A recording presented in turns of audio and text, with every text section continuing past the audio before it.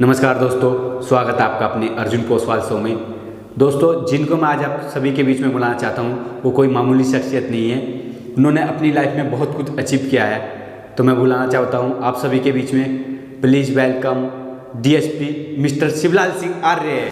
ये अर्जुन पोसवाल आपने जो शो शुरू करा है ये बहुत अच्छा है और जनता की पसंद का है, और इसलिए मैं भी चाहता हूँ कि आप ऐसा शो करते रहें और मुझे और मेरे और अच्छे जो लोग हैं उनको बुलाते रहें, और जो भी आपको अच्छा लगे उस काम में मन लगा कर काम करें।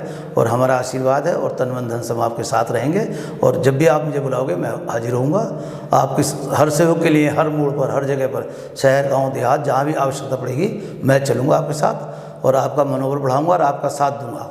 इसलिए आप कभी भी मायूस ना महसूस करें, मेरी तरफ से ना या मेरे परिवार की तरफ से या मेरे दोस्तों की तरफ से आपको पूरा सहयोग और सम्मान मिलेगा। तो मैं सबसे पहले आपसे ये जानना चाहता हूँ कि आप अर्जुन पोसवाल शो में क्यों आना चाहते थे? कि हमारा बेटा है और ये तरक्की करे, समाज में इसका नाम हो और पूरे हिंदुस्तान में ये चमक दिखाई दे कि हाँ अर्जुन पोसवाल दाऊदसराय का रहने वाला लड़का है और अच्छे विचार हैं इसके, खुश मिजाज है और लोगों की सेवा करने के लिए हरदम तत्पर रहता है। ये तो आपका बड़प्पन है कि आप एक इतने बड़े अधिकारी होने के बाद आपने मेरे शो का मतलब समझा। ये तो मेरे लिए सौभाग्य की बात है। तो मैं आपसे सबसे पहले ये जानना चाहता हूँ कि आप एक बहुत बड़े पुलिस अधिकारी हैं, तो उसके बाद भी आप एक नॉर्मल इंसान बन के कैसे रहते हो?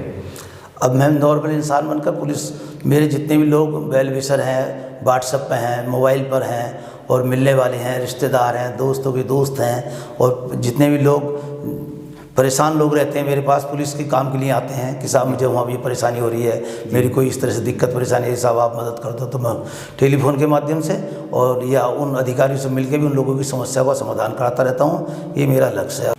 तो आपका मेन जो सपना था, आप शुरू से ये था कि मुझे एक पुलिस अधिकारी बनना है, या उससे पहले था कि समाज की सेवा करनी है? आप राजनीति में आना चाहते थे या आप पुलिस अधिकारी बनना? पहले मैं राजनीति में आना चाहता था कुछ दिनों। अच्छा जी। जब स्वर्गीय श्री रामशंकर कौशिक मंत्री जी थे उनके संपर्क में आया था, तब मेरा मन था कि राजनीति करूँ। अच्छा जी। फिर मैं हम लोग किसी तरह से फिसले तो फिर दिमाग में गए कि राजनीति नहीं करनी, नौकरी करनी है, तब मैं पुलिस अफसर बना।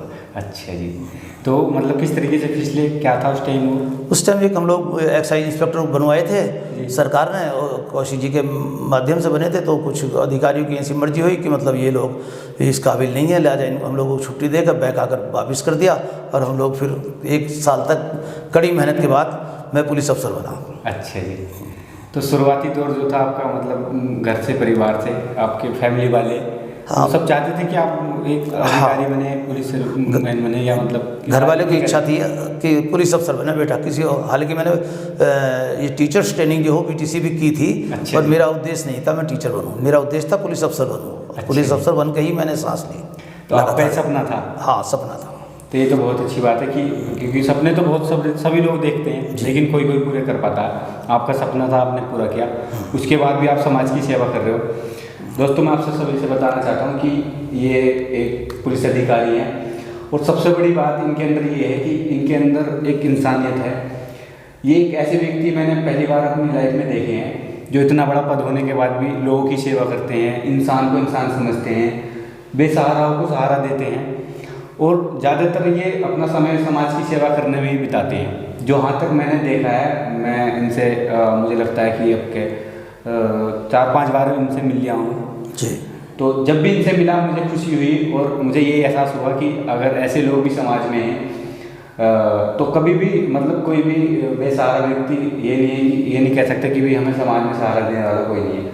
बहुत ही अच्छे व्यक्ति हैं, और जब तक ऐसे समाज में व्यक्ति रहेंगे मुझे तो लगता नहीं कि समाज में नफरत, ईर्ष्या फैल सकती हैं, क्योंकि इनका बहुत ही नेक दिल है और लोगों की सेवा तो ये बढ़ चढ़ कर करते हैं। इनकी नज़र में मतलब समाज में जो लोग रहते हैं वही सब कुछ हैं। ये चाहते हैं कि लोगों की सेवा जितनी हो सके उतनी करें, और यही सोच इनकी इन्हें महान बनाती है। तो मैं आपसे ये और जानना चाहता हूँ कि आपने देखा होगा कि आजकल लोग मतलब कुछ बड़ा बन जाते हैं तो उसके बाद वो मतलब बेसहारा लोगों की मदद नहीं करते हैं, या उनके अपनी पावर का फ़ायदा उठाते हैं। तो आप क्या कहना चाहोगे ऐसे लोगों के बारे में?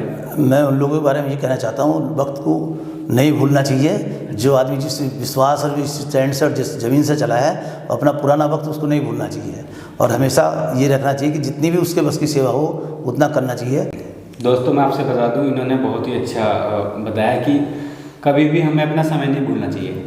ऐसा होता है कि एक समय ऐसा होता है कि हर इंसान मान लीजिए छोटा होता, कभी वो मेहनत करके अगर बड़ा बन भी जाए तो उसे अपना कभी पीछे वाला समय नहीं भूलना चाहिए, हमेशा याद रखना चाहिए उसे। क्योंकि वो भी समाज से ही है, सब कुछ समाज से ही है। अगर हम समाज को समझेंगे तो समाज हमें समझेगा।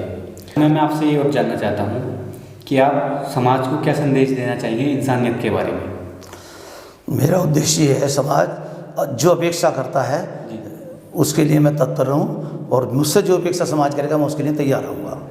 और मेरे एक कप्तान रहे थे असीम अरुण साहब, हम लोग, मैं वहाँ इंस्पेक्टर था उस समय, तो वो भी बहुत समाज सेवी हैं, और उन्होंने समाज नौकरी से छोड़कर राजनीति ज्वाइन की, आज मंत्री भी हैं जी।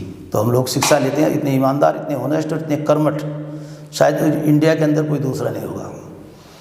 उनसे ज़्यादा मजबूत, बहुत ही मजबूत है। मतलब कमांडो की ट्रेनिंग इंडिया में आईपीएस में सिर्फ असीम अरुण साहब ने ली है, बाकी तो सब आईपीएस तो बहुत हैं, पर कमांडो सिर्फ एक ही है, असीम अरुण, जो उत्तर प्रदेश गवर्नमेंट में मंत्री है समाज का। दोस्तों मैं आपको बता दूं कि आजकल आपने देखा होगा कि कोई भी इंसान है वो सब कुछ अपने बारे में सोचता रहता है कि मैं ये कर लूँ, मैं ये कर लूँ। लेकिन मैं इनसे जितनी बार भी मिला, मैं पहली बार जब इनसे मिला मुझे पता चला कि एक अधिकारी है, तो मतलब एक पुलिस अधिकारी का नाम सुन के ऐसा लगता है कि पता नहीं सामने से क्या है, लेकिन इनके अंदर एक वही इंसानियत वाली बात है जो क्या सामने वाले का दिल जीत लेती है। और मुझे उम्मीद है कि अमरोहा की जनता, मोहल्ला कुरैशी की 8 पूर्वी वार्ड नंबर 8 पूर्वी से इन्हें ज़रूर चुनेगी, जहाँ तक मेरा मानना है। क्योंकि ऐसे बहुत कम इंसान हैं, नेक दिल इंसान हैं बिल्कुल ये।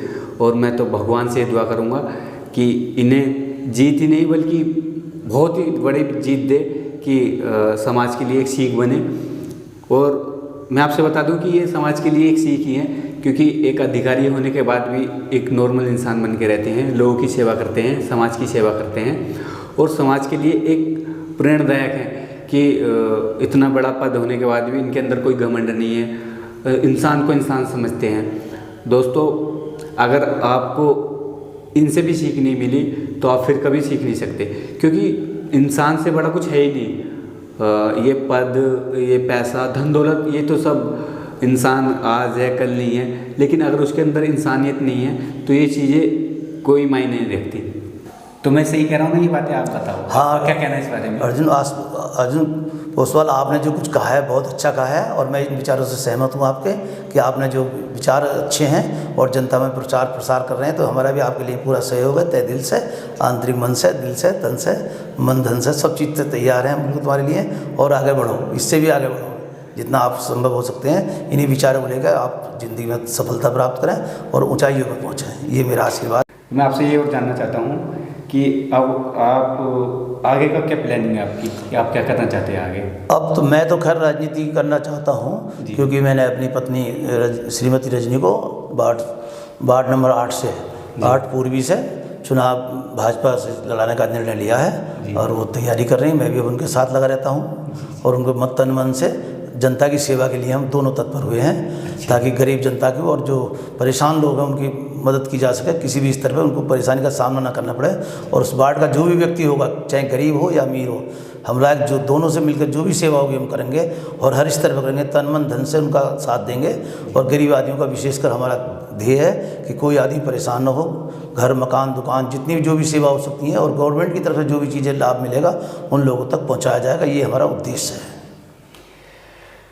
दोस्तों मैं आपसे बता दूं कि ये तो खैर सपना राजनीति का बहुत लोगों का होता है कि मैं राजनीति करूं, लेकिन ऐसा उद्देश्य किसी का नहीं होता कि मैं राजनीति करने के बाद भी समाज की सेवा करूं। बहुत कम लोग होते हैं जो बाद में सुनते हैं किसी की, कि मान लीजिए वो इलेक्शन जीत जाए, उसके बाद वो कहें कि भाई हमें ये दिक्कत है, वो नहीं सुन पाते।